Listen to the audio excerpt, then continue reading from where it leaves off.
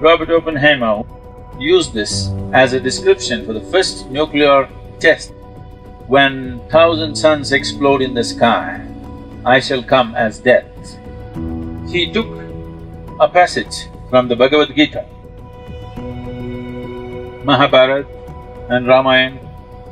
You will see vivid description of weapons which resemble today's modern weapons. You can still explore the cosmos, you could still know everything.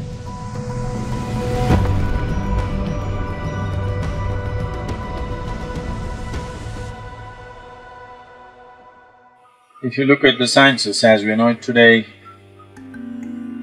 they are full of explanations, but never ever addressing the most fundamental aspect of creation in any sense. Explanation for what is already there, and those explanations keep changing every 5 years. And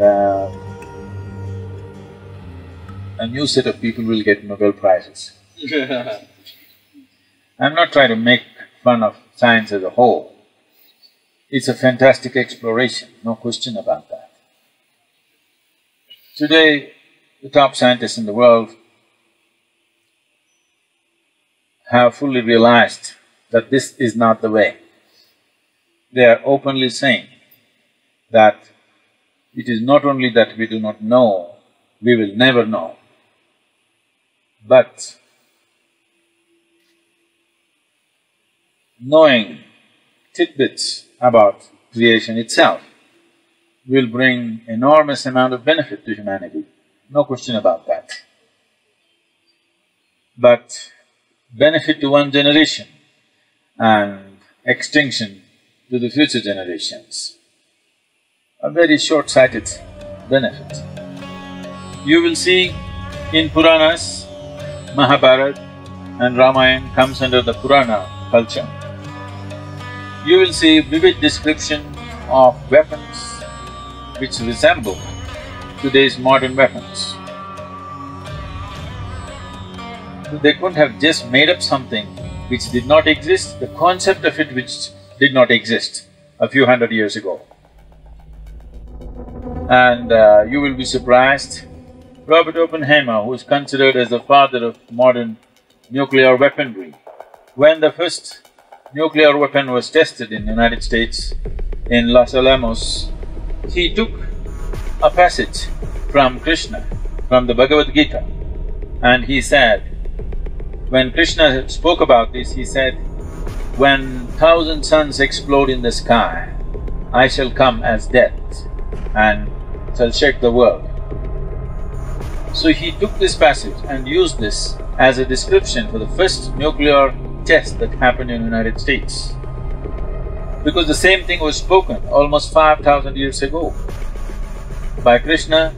So why I'm going into this is, these aspects of physical sciences were explored and were rejected, are not the way for the humanity.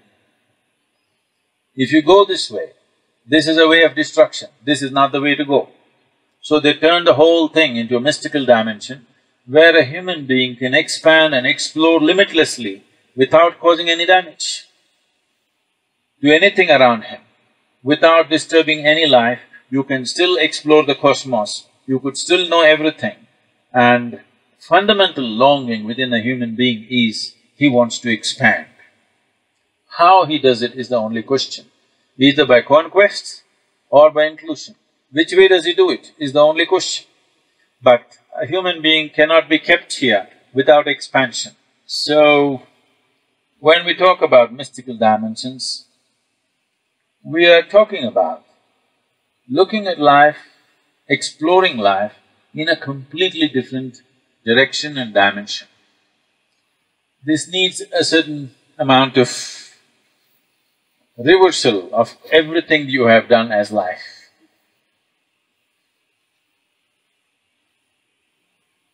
If I say your life, you will immediately think your job, your business, your family, your husband, your wife, your children, your friend, and many other things, isn't it? Very few people, only, if I put a gun to your head and say your life, then you understand what's life. This is not a party, this is not a job, this is not money, this is not home, this is not children, this is not this and that. Life means this. What makes life is not your local train coming on time, airplane taking off on time, your cell phone working, something else happening, your bank account clicking. No, what makes life happen is just this: the soil, the rain, the breeze, the mountain, the tree, and what beats here, what pulsates within this every cell in this body, and above all, the intelligence behind all this. If we want to explore something else, then we have to rejig ourselves a little bit. Rejigging ourselves may not be our idea of fun, but I want you to know one thing: the only and only thing, knowingly or unknowingly, that you're aspiring for is to become something more than what you are right now. You will never become anything more than what you are right now, unless your perception is enhanced. By increasing your bank balance, you will not become more. That's only in comparison with somebody.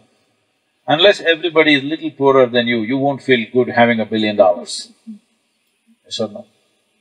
Suppose everybody in the world has $10 billion and you have $1 billion, are you happy?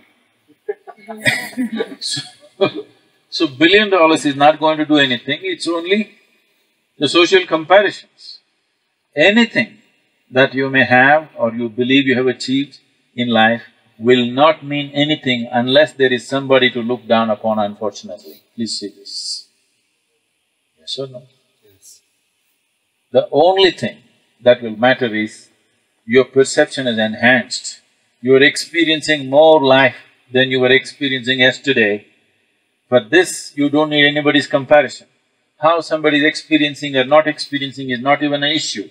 If you're experiencing something more than what you were experiencing yesterday, this day is a blessed day and it's a fulfilled day. Ultimately, that's the only and only thing that fulfills a human being and nothing else.